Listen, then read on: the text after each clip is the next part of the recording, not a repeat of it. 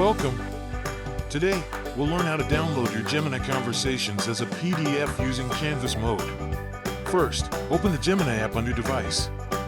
Ensure you're logged in to access your conversations. Navigate to the Conversations tab.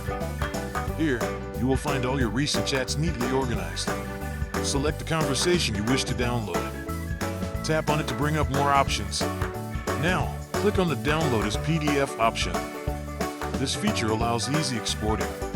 Once selected, your conversation is converted and saved as a PDF in your files. That's it.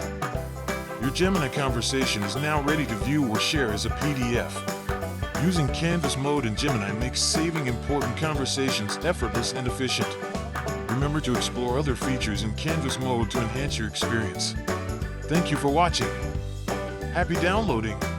For more tips, subscribe and stay tuned for our upcoming videos. Your digital conversations are now at your fingertips.